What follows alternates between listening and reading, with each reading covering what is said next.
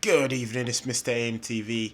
Just going to go through the round of 16 games. Obviously, 16 teams are left in the World Cup. 16 teams have been eliminated.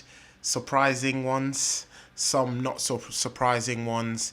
And all in all, yeah, it's been a surprising tournament. Many disappointments, many upsets.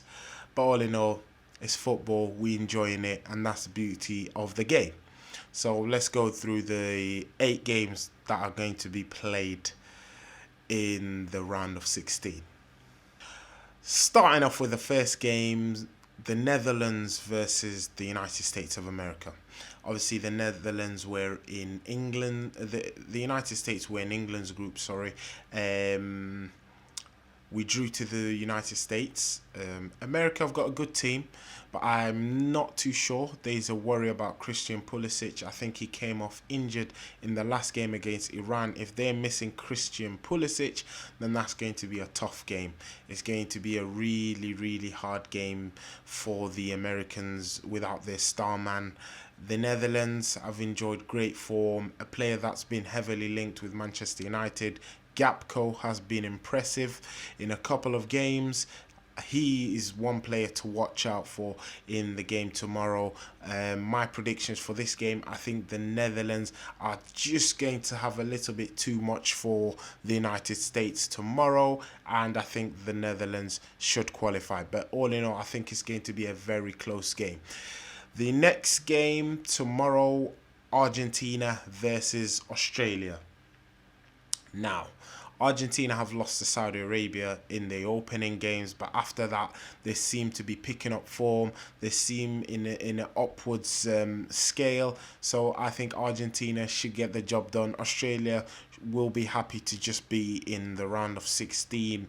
It's an achievement in itself, and I think Argentina will win the game in 90 minutes. It won't go to extra time. It won't be anything, tough for Argentina. I think they should get it done in 90 minutes. Lovely jubbly, and Messi can dream about winning the World Cup. The next 2 games, England versus Senegal. Well. I mean, England, we're standard in the group. I'd say we weren't brilliant, we weren't bad, we were just standard. The game against America was disappointing. The game against Wales, the second half was impressive. The first half, not so. The defense haven't been tested yet, and that is a big worry going into the Senegal game. Obviously, Senegal will have something different. They're very physical. A lot of them play in the English leagues, whether it's the Premier League or the Championship. So I think it's going to be a different test, but I do think we should have enough to get past Senegal.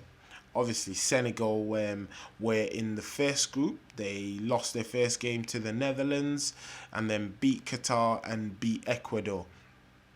Now, they're without their star man, Sadio Mane, and I think that will be a key factor in England edging the win against Senegal, because Sadio Mane is a big player.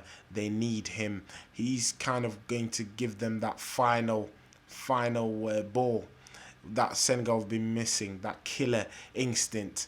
And they could have scored more goals in the tournament, but without Sadio Mane, you can see that he's well missed in the Senegalese side. Now, the next game, France versus Poland. Well, the reigning world champions, France should have an easy one there. I mean, their star team is really good, even with the absence of Paul Pogba, Karim Benzema, Nkunku, N'Golo Kante. They still look good. Kylian Mbappe, he's Kylian Mbappe, enjoying himself, loving life, and getting the job done as always. Poland were disappointing in the group stages. The game against Argentina, the last game, they were dreadful. They were non-existent and absolutely poor from them. Lewandowski scored against Saudi Arabia, but that was about it. Haven't seen much from him, to be honest, and expecting to see more. But yeah, I think the French will have enough to deal with that. The next game, Japan versus Croatia. Japan What an upset. What an underdog story that it is so far. They've beaten Spain, they've beaten Germany, done very well to get here, but I think Croatia should be able to deal with them and qualify. Brazil versus South Korea. The Brazilians have just lost to Cameroon. I would say in an okay way. Obviously, they played their second string side.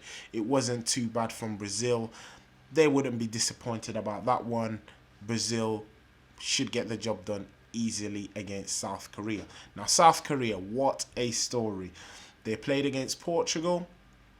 A second string Portugal side as well, but Portugal got the job done and beat. But South Korea got the job done, and beat Portugal, and now they've got nothing to lose. They'll just go into that game and just want to enjoy their football, and that's about it. Spain versus Morocco, two countries that are separated about 14 kilometers apart.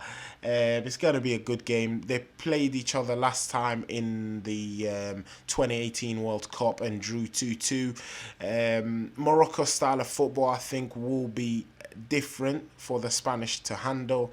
That game, I think it will go to extra time, and then you never know who can win these type of games.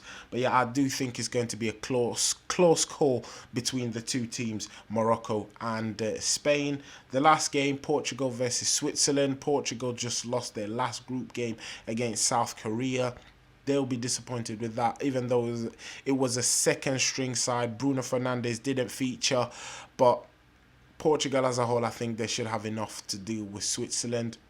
Switzerland just won their group. They beat Serbia, my dark horses, but unfortunately not. Serbia had a bad tournament and are going out of the tournament. So yeah, I think Switzerland will not be able to handle the Portuguese brilliance, and they will unfortunately exit from the round of 16. Yeah, there you have it. That's my round of 16 predictions. I've been Mr. MTV. Till next time, I'm over and